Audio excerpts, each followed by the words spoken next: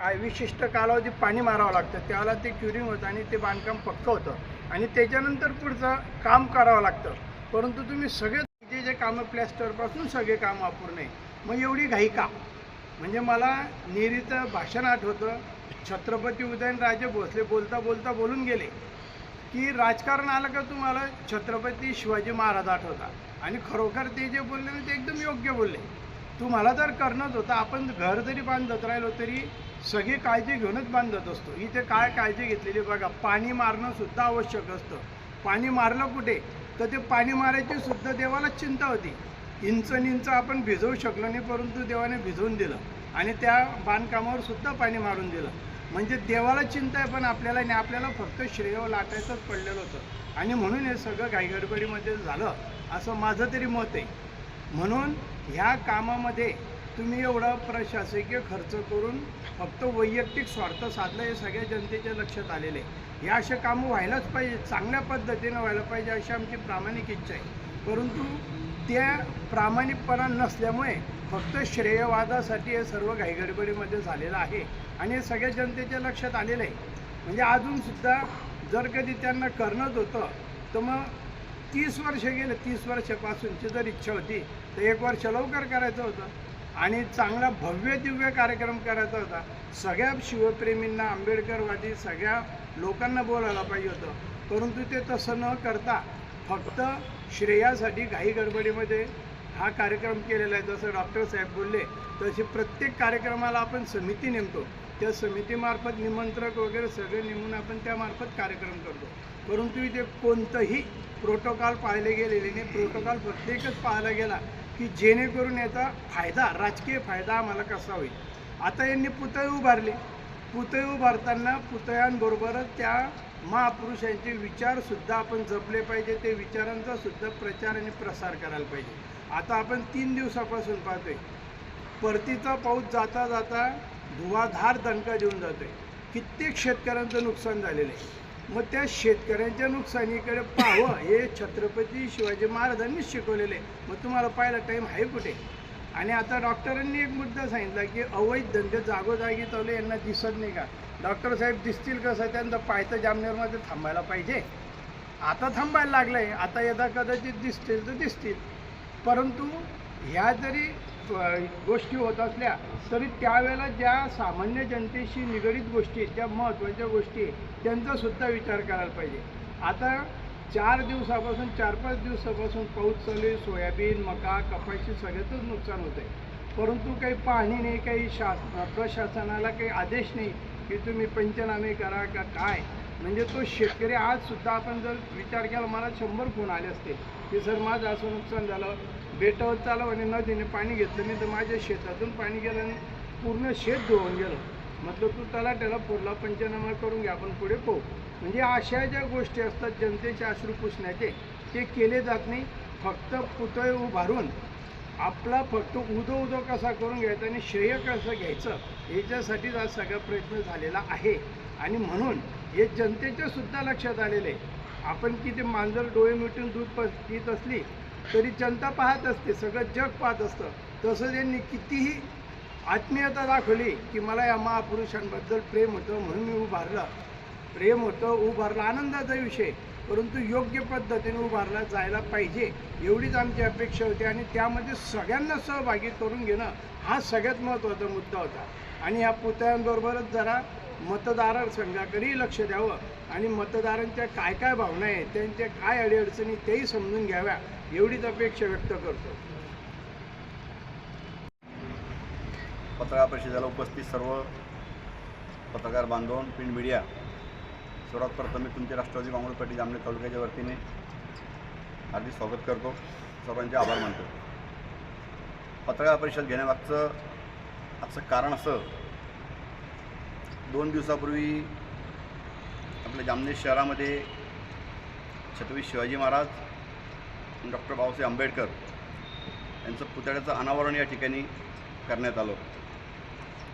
खऱ्या अर्थानं बऱ्याच दिवसापासून जामनेरकरांची मनाची इच्छा होती, झालं पाहिजे, त्याबद्दल काही दुमत नाही, सर्वांना आनंदच आहे. परंतु हे करत असताना या ठिकाणी हा कार्यक्रम जो घेतला गेला त्याला या ठिकाणी राजकीय व्यासपीठ दिलं. हा कार्यक्रम घेत असताना या ठिकाणी एक समिती गठीत करायला पाहिजे होती. आंबेडकरची वादी जे मंडळी होती त्यांची समिती करायला पाहिजे होती की हा कार्यक्रम आपण करतो आहोत, त्यांना विश्वास घ्यायला पाहिजे होतं. या ठिकाणी छत्रपती शिवाजी महाराजांचा ज्यावेळी पुतळा या ठिकाणी सर्व काम झालं त्यांची समिती गठीत करायला पाहिजे होती. सर्वांना विश्वास घ्यायला पाहिजे होतं की असं आपण करतो आहोत, काय केलं पाहिजे, कसं केलं पाहिजे. हे करत असताना या ठिकाणी पूर्ण राजकीय स्वरूप आलं. कुणाला विश्वास घेतलं नाही, मनमानी पद्धतीने आचारसंहितेचं कारण पुढे करून अर्धवट काम कसं तरी एक 4 दिवसात काम कंप्लीट करण्यात आलं. कुठलंही काम करत असताना कामाची स्टेप असते. बीम भरल्यानंतर त्याला 2 दिवस गॅप गेला पाहिजे, त्यावर पाणी मारलं गेलं पाहिजे. अतिशय घाईमध्ये सर्व कार्यक्रम केलेला आहे. हे अतिशय चुकीच्या पद्धतीने काम झालेलं आहे असं आम्हाला वाटतं. तुम्हाला आचारसंहितेच्या नंतरही तुम्ही करू शकला असतात किंवा जर तुम्हाला आचारसंहितेच्या अगोदर करायचं होतं तर तुम्ही 1 महिना अगोदर तुम्ही कामाला सुरुवात करायला पाहिजे होती. परंतु तसं न होता फक्त निवडणूक डोळ्यासमोर ठेवून हे सर्व झालेलं आहे असं आम्हाला वाटतं. आपण जर बघितलं त्या ठिकाणी जे व्यासपीठ झालं त्या ठिकाणी छत्रपती शिवाजी महाराज असेल, आंबेडकर असेल त्यांच्या बाबतीत बोललं गेलं पाहिजे होतं. परंतु या ठिकाणी राजकीय भाषण केलं गेलं. या ठिकाणी हे पुतळे बांधले, आता हरितक्रांतीचा वसंत नाईकचा पुतळा करायचा आहे, याचा पुतळा करायचा आहे, जामनेर शहरामध्ये आम्हाला तालुक्यामध्ये खूप मोठं काम करायचं आहे, उमेदवारासंदर्भात बोललं गेलं. हे चुकीचा प्रकार चाललेला आहे सर्व. या ठिकाणी तुम्हाला हरितक्रांती करायची होती तर या ठिकाणी तुम्ही जलसंपदा मंत्री असताना खूप मोठं प्रकारे काम करायला पाहिजे होतं. पण तसं कुठल्याच प्रकारे तालुक्यात झालेलं नाही आहे. तसं न होता असताना तुम्ही फक्त गवगवा केला गेला. या ठिकाणी निवडणूक डोळ्यासमोर ठेवून हा सारा प्रकार झालेला आहे. या गोष्टीचा या ठिकाणी आम्ही तीव्र शब्दात निषेध व्यक्त करतो. सर्वात प्रथम आम्ही या गोष्टीचं स्वागतच आहे, परंतु जो प्रकार झाला या प्रकाराचा आम्ही या ठिकाणी निषेध करतो. सर्वांना विश्वासात घेऊन काम व्हायला पाहिजे होतं, ते झालेलं नाही. एवढंच मला यानिमित्त बोलायचं आहे, बाकी बोलतील.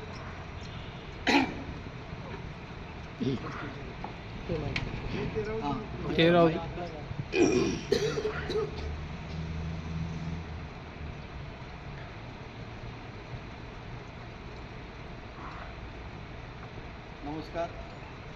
आज या ठिकाणी सर्व पत्रकार बांधवांना अगदी छोट्याशा निरोपावर बोलवण्यात आलं, त्याबद्दल मी सर्व पत्रकार बांधवांचा राष्ट्रवादी काँग्रेस पार्टी शरदचंद्र पवार पक्षाच्या वतीने आभार व्यक्त करतो. तसेच आपल्या या प्रिंट मीडिया आणि सोशल मीडिया याच्या माध्यमातून जामनेर तालुक्याच्या शेतकऱ्यांचं सुद्धा मी या ठिकाणी अभिनंदन करतो. कारण की राष्ट्रवादी काँग्रेस शरदचंद्र पवार पक्ष आणि शेतकरी संघटना, शेतकरी प्रतिनिधी संघटना यांच्या पीक विम्याच्या संदर्भातला जो लढा होता त्याला यश आलं आणि आज इतर तालुक्यांप्रमाणे जामनेर तालुक्याच्या शेतकऱ्यांनासुद्धा पीक विम्याच्या रकमा पडायला सुरुवात झाली. त्याबद्दल मी शेतकऱ्यांचं अभिनंदन करतो. आज महत्त्वाचा मुद्दा हा आहे की काही दिवसापूर्वी 2-4 दिवसापूर्वी प्रशासकीय खर्चावर राजकीय कार्यक्रम जामनेर तालुक्यात घेण्यात आला. त्या ठिकाणी शिवसृष्टी आणि भीमसृष्टी याचं उद्घाटन अनावरण सोहळा पार पाडण्यात आला. परंतु आपण जर ते बॅनर बघितलं तर त्या बॅनरवर कलेक्टर साहेब, नगरपालिकेचे प्रशासक असलेले बागुल साहेब असतील, स्टेजवर सुद्धा ही मंडळी होती. ह्या लोकांच्या उपस्थितीमध्ये हा प्रशासकीय कार्यक्रम आयोजित करण्यात आला, परंतु त्याला संपूर्णतः राजकीय स्वरूप देण्यात आलं आणि इतका मोठा खर्च करून मोठ्या सभेचं आयोजन करण्यात आलेलं होतं. परंतु प्रशासकीय कामावर तुम्ही राजकीय पोळ्या भाजायला लागले म्हणून मोठ्या सभेचं रूपांतर कॉर्नर सभेमध्ये झालं, हे या ठिकाणी जामनेर तालुक्याने बघितलं. दुसरा महत्त्वाचा मुद्दा की सन्माननीय गिरीश भाऊ महाजन यांनी आपल्या भाषणामध्ये सांगितलं की या ठिकाणी सिंहासन बाकी आहे, फाउंटेन बाकी आहे, लाईट यायचे बाकी आहे, झाडं यायचे बाकी आहे. मग इतकं सगळं बाकी आहे तर मग हे उद्घाटन करण्याची इतकी घाई का? तर त्यामागचं कारण असं आहे की निवडणुकीपुरते सोहळे आणि उद्घोषापुरते मावळे अशी आपल्या तालुक्याची परिस्थिती झालेली आहे. छत्रपती शिवाजी महाराजांच्या काळामध्ये एक पद्धत होती की ज्या वेळेला जर राज्यामध्ये कुणी चूक करत असेल तर त्याला कडेलोटची शिक्षा दिली जात होती. आता आपल्या आमदार साहेबांना भीती वाटते की आपल्याला पराभवाची शिक्षा ना तालुका दे आणि त्या कारणामुळे त्यांनी घाईघाईमध्ये भीमसृष्टी आणि शिवसृष्टीच्या अनावरणाचा कार्यक्रम या ठिकाणी केला. परंतु त्यांना जी शिक्षा मिळायची ती जनतेकडून ती मिळणारच. दुसरा महत्त्वाचा मुद्दा या ठिकाणी असा झाला की या ठिकाणी जी लोकं उपस्थित करण्यात आलेली होती कुणीही या कार्यक्रमामध्ये छत्रपती शिवाजी महाराज किंवा डॉक्टर बाबासाहेब आंबेडकर यांच्याविषयी कुठलाही विचार मांडला गेलेला नाही. आम्हाला अपेक्षित होतं की हा प्रशासकीय कार्यक्रम आहे आणि ह्या कार्यक्रमामध्ये आपण शिवाजी महाराजांचे विचार मांडाल, डॉक्टर बाबासाहेबांचे विचार मांडाल, परंतु असं काहीच झालं नाही. प्रत्येकाला घाई हीच झालेली होती की आमच्या भाऊंना निवडून द्या, भाऊंना निवडून द्या. म्हणजे वरपर्यंत हा मेसेज गेलेला आहे की भाऊंचं या तालुक्यात आता काही खरं नाही आहे, त्यामुळे सगळा घाई गडबड चालू आहे. आणि मग मराठा समाजाचे जसं महापुरुषांना या लोकांनी समाजामध्ये वाटून टाकलेलं आहे, मग राजेंना बोलव, याला बोलव, त्याला बोलव आणि सांगायचं त्यांनी की भाऊंना निवडून द्या, अशातला हा सगळा प्रकार झाला. दुसरं, भाऊंनी त्यांच्या भाषणामध्ये लोकांना भाऊक करण्याचा प्रयत्न केला. भाऊ बोलले की मी 30 वर्षामध्ये, त्यांनी तर महाराजांविषयी काही बोललेच नाही. 87चं उदाहरण त्यांनी सांगितलं की मी 87मध्ये हा विचार केला होता की बाबासाहेबांचा आणि शिवाजी महाराजांचा असा पुतळा व्हावा. मग 87 ते 84 इतका वेळ का लागला हे पुतळे व्हायला? तर मी याबद्दल सर्वात अगोदर तर दिलीप खोडपे सरांचं अभिनंदन करतो, कारण खोडपे सरांची उमेदवारी जाहीर झाली, त्यामुळे आता भाऊंना हे पुतळे वगैरे हे सगळं अचानक दिसायला लागलं. त्यांनी त्यांच्या भाषणात पत्रकार परिषदेला उपस्थित सर्व पत्रकार बांधव, प्रिंट मीडिया, सर्वात प्रथम मी तुमचे राष्ट्रवादी काँग्रेस पार्टी जामनेर तालुक्याच्या वतीने हार्दिक स्वागत करतो, सर्वांचे आभार मानतो. पत्रकार परिषद घेण्यामागचं कारण असं, 2 दिवसापूर्वी आपल्या जामनेर शहरामध्ये छत्रपती शिवाजी महाराज, डॉक्टर बाबासाहेब आंबेडकर यांचं पुतळ्याचं अनावरण या ठिकाणी करण्यात आलं.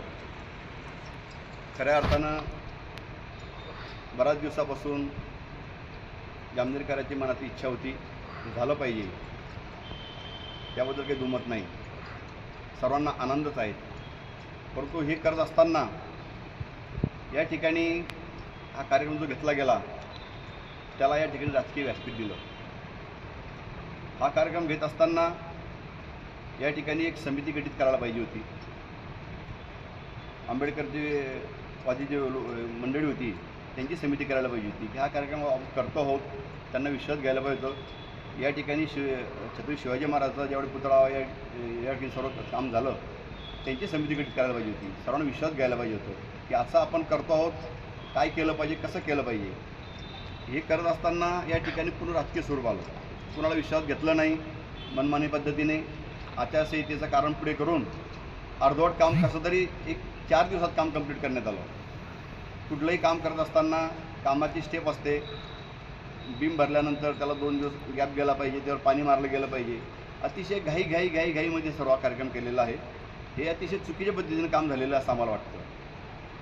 तुम्हाला आचारसंहितेच्या नंतरही तुम्ही करू शकला असतात, किंवा जर तुम्हाला आचारसंहितेच्या अगोदर करायचं होतं तर तुम्ही 1 महिना अगोदर तुम्ही कामाला सुरुवात करायला पाहिजे होती.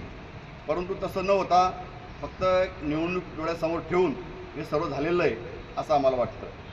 आपण जर बघितलं त्या ठिकाणी जे व्यासपीठ झालं त्या ठिकाणी छत्रपती शिवाजी महाराज असेल, आंबेडकर असेल, त्यांच्या बाबतीत बोललं गेलं पाहिजे होतं. परंतु या ठिकाणी राजकीय भाषण केलं गेलं. या ठिकाणी हे पुतळे बांधले, आता हरितक्रांतीचा वसंत नाईकचा पुतळा करायचा आहे, याचा पुतळा करायचा आहे, जामनेर शहरामध्ये आम्हाला तालुक्यामध्ये खूप मोठं काम करायचं आहे, उमेदवारासंदर्भात बोललं गेलं. हे चुकीचा प्रकार चाललेला आहे सर्व. या ठिकाणी तुम्हाला हरितक्रांती करायची होती तर या ठिकाणी तुम्ही जलसंपदा मंत्री असताना खूप मोठं प्रकारे काम करायला पाहिजे होतं. पण तसं कुठल्याच प्रकारे तालुक्यात झालेलं नाही आहे. तसं न होता असताना तुम्ही फक्त गवगवा केला गेला. या ठिकाणी निवडणूक डोळ्यासमोर ठेवून हा सारा प्रकार झालेला आहे. या गोष्टीचा या ठिकाणी आम्ही शब्द निषेध व्यक्त करतो. सर्वात प्रथम आम्ही या गोष्टीचं स्वागतच आहे, परंतु जो प्रकार झाला या प्रकाराचा आम्ही या ठिकाणी निषेध करतो. सर्वांना विश्वास घेऊन काम व्हायला पाहिजे होतं, ते झालेलं नाही. एवढंच मला यानिमित्त बोलायचं आहे, बाकी बोलतील.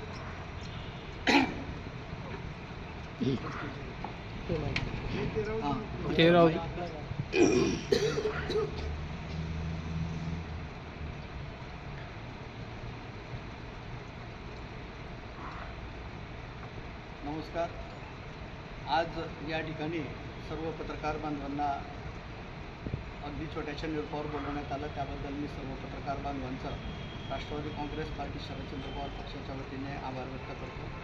तसेच आपल्या या प्रिंट मीडिया आणि सोशल मीडिया याच्या माध्यमातून जामनेर तालुक्याच्या शेतकऱ्यांचं सुद्धा मी या ठिकाणी अभिनंदन करतो, कारण की राष्ट्रवादी काँग्रेस शरदचंद्र पवार पक्ष आणि शेतकरी संघटना, शेतकरी प्रतिनिधी संघटना यांच्या पीक विम्याच्या संदर्भातला जो लढा होता त्याला यश आलं.